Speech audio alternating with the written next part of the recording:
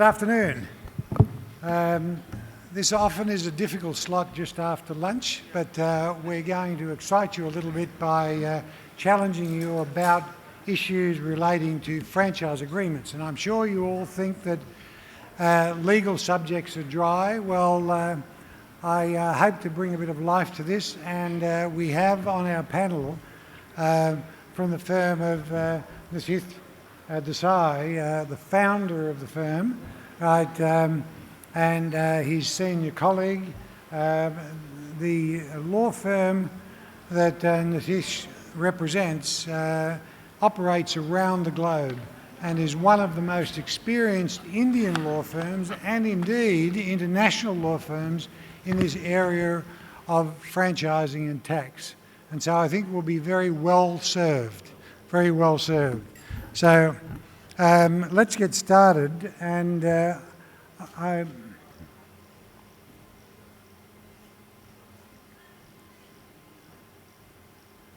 think here we go.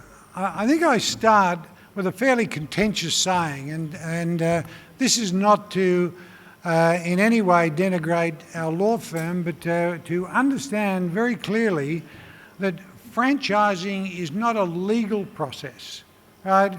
And the legal process in franchising is a subset of the commercial process, not the other way round. In other words, there is little value going to a lawyer until you've developed your actual business model. And so get your commercial model right and then build your legal framework around it.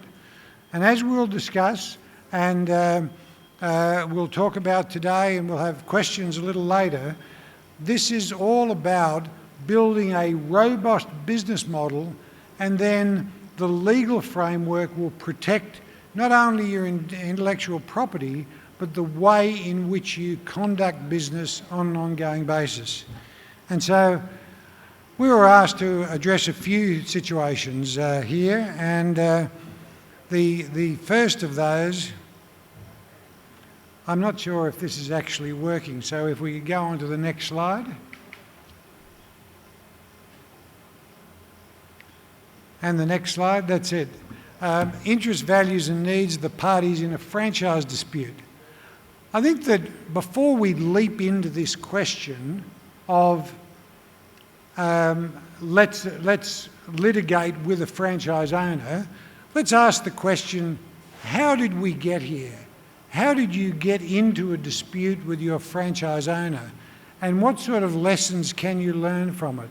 Because in any dispute, there's obviously two parties, and it's very, very critical to have a dispute resolution process. Both you and your franchise owners need to understand the process. And my legal colleagues will talk a little bit about this in a moment. In other words, what are the expectations? Do you have within your documentation a dispute resolution process, and how is it triggered? We see in many markets around the world now specific franchising laws that dictate a dispute resolution process. So ensure you have it in your documentation. I think it's very important as well that not only you be heard, but your franchise owner be heard and their views respected. You may not agree with them, but they're where they are because they're in your system. And you chose and you recruited those franchise owners. So ask yourself the question, would you want to be heard in this forum of dispute resolution? I think it's also very important to have both of the parties in the dispute understand what their hoped-for outcomes are. To arrive at a dispute resolution process saying that I'm unhappy and I want justice isn't good enough. What you need to understand is what specifically you're looking for that can resolve this and go on. Because we see in franchising that a lot of angst is driven between the franchisor wanting to control the franchisee or the franchisee wanting to control the franchisor, when in fact it's both parties' responsibilities to to preserve the brand and the customer experience. And so in this way, having a collaborative outcome of how you wanted to resolve the dispute and go on with the relationship is very critical. You also need to be prepared to compromise. The reality is life isn't perfect, and unless you can come to the table totally hands clean and blameless, let's look on the other side of this dispute and where you wish to be. Your franchise owners will spend the best part of 5 to 10 years of their life and probably their life savings invested in your business. And so there is life after a dispute, and you need to think about your conduct so that you can have a relationship after that dispute. And also it's very, very important. I can guarantee there is not a franchisor in this room or indeed in the world, and even August franchisors that have been in the business for a long time like Pepsi, I'm sure have disputes with their franchise owners. But what I'm saying is each dispute has got the seeds of a learning in it that you won't repeat again. And so if you have disputes, a post-mortem with your executive team, or maybe if you have a franchise advisory council with them, and ask the question of yourself, what could have we done differently to prevent this situation? Could we have seen the problem earlier? So I'd like now to defer to my legal colleagues, and you might make some comments in terms of this slide. Thank you so much, Rod. By the way, my name is Nishit Desai. I'm the founder of Nishit Desai Associates, and we have offices around the world. We've seen a lot of, developments in the last 25, 30 years. India has come of age to some extent now. First point you made was very relevant, that focus more on business model, the strategy. And law and tax are only tools to achieve your strategic objectives. Don't get over involved in the legalities to start with. What you want to make sure is there are some non-negotiable, you want to sit on that, some negotiable and some giveaways. I think fundamentally that is very relevant. Otherwise you'll be having so many different kind of situations that you get in. From the perspective of the evolution, we have seen a lot of products, kind of franchises coming up, but as far as India itself is concerned, the domestic skill set, I would say, we will be doing better and better on the services. India is already about 57-60% services or maybe more, and we believe that there is great opportunity in India to develop services and develop franchises. So franchisers, service franchisers from India would be a very interesting way to look at. And as you see, third thing that's happening, I see around the world, and we have particularly office in Silicon Valley, and from products to services to platformers. So today it's platformers who build more value. And therefore, third category, that's if you see all the Facebooks of the world, or the LinkedIns of the world, or other ones, they are all platforms, okay? And in India also, you see marketplaces doing great job than many other kind of products or services. I'm not saying others are not doing, but we need to understand how the trends are, and I think that these are all three opportunities exist in front of us. And when it comes to relationship between franchisor and franchisee, it's as was said in the previous panel, is the relationship that matters very much. In India, due diligence becomes very, very critical, and due diligence not in terms of financial wherewithals. I think people have a lot of money at times. People have a lot of infrastructure, where the missing link is a value system, okay? And when I say value system, not that everything, but I think the kind of practices, corrupt practices or other kind of issues there, the sensitivity is not there. Harassment, for example, is in many places still a non-issue, okay, just coming up. And it is very important to understand, if you're a franchisor, to know who the franchisee is, and of course, franchisee has to understand franchisors' expectations and what they are actually, what is their business model, how they drive value by using your facility here. So I think that is what is very, very important. And when it comes to dispute, first thing I recommend, don't just jump into the court, because court process in India could take, how many years? Somebody can tell me? Okay. How many? Whatever, right? So why? Because if you can't finish a litigation this life, we believe in reincarnation. So we can have it next life.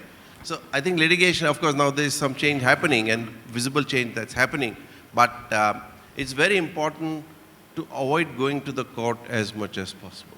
Resolve your problems, mediation, conciliation, arbitration. I actually sit on the board of Singapore International Arbitration Center. I know maximum number of cases from outside Singapore are now being referred to from India. So India has become a big market for Singapore as well. And main reason is that you can resolve disputes now. There are a lot of innovation even in that particular area. So these are my initial comments that you understand it's easy to serve a notice, easy to get into litigation, and we lawyers are expert in pushing you into litigation. But I think once you get in, it's very difficult to get out the relationship. So even though I'm talking against my own interest, I would recommend that first try to resolve your problem by talking it over, get somebody to mediate, somebody to reconcile your situation, and go on. I don't want to overstep at this point in time, but we'll deal with that. They're very valuable points. And just on that point in Singapore, Singapore has been used as a centre for arbitration and dispute resolution for many years, and we see international franchise agreements name Singapore as the place for mediation, especially in bigger networks. So if we move on to the new generation of IP challenges from digital media, and this has been a real minefield for franchise owners. How many people here have franchisees with their own Facebook pages? Right, there's only a few hands up, but I can guarantee you, if you go and look on Facebook, you will find almost all of your franchisees have a Facebook page with your brand mentioned on it somewhere. And I see this as a big issue that you need to address and need to address in your documentation. Domain name hijacking is almost a sport. And we see it around the world. Brands that are emerging in one market find that somebody is sitting on their domain names in other markets. And you might mention some of the remedies here from a legal point of view, but the process is painful. Your brand names turn up in competitors' paid searches. So why is it that when you go looking for your website, you find you're landing on your competitor's page? It's because they're actually hijacking your name and using it in paid search terms. The challenges of multiple websites, your own franchise owners' websites or your websites around the world. And so you find consumers are looking at the message of what your story is presented across the world. And if you have big market opportunities for your brand or your product in markets like the US especially, or in Europe, the opportunity to have your web page there is really valuable. So who owns it? Who's sitting on it? I recently worked with a client who spent $250,000 US to buy their trademark back, and I predict as things go forward, we're going to see more and more costs involved in protecting our IP and digital media. Hacking and website corruption needs to be managed. Look-alike frauds that look like your site but take you to another location and divert your customers are an issue, and of course denial of service. So I just want to give you the tip of that iceberg of issues that you need to address And I don't say this with any despair. I simply say these are realities of the digital world, and we need to be thinking about these when we're preparing our franchise agreements and when we're providing a guidance for our franchise owners in what they can and can't do. So I might defer again to you.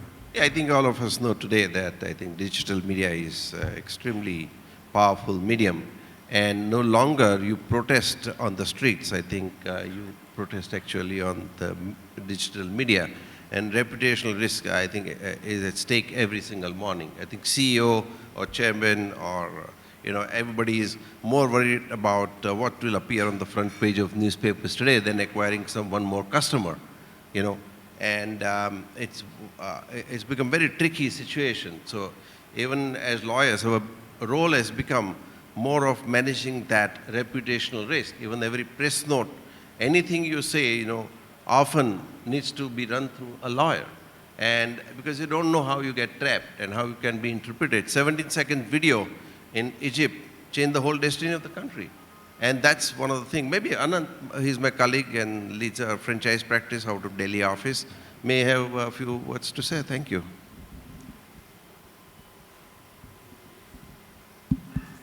Yeah, thank you, Nashid bhai. Thank you, Rod. So, as I said at the beginning, we don't have a law for franchise for the franchise industry.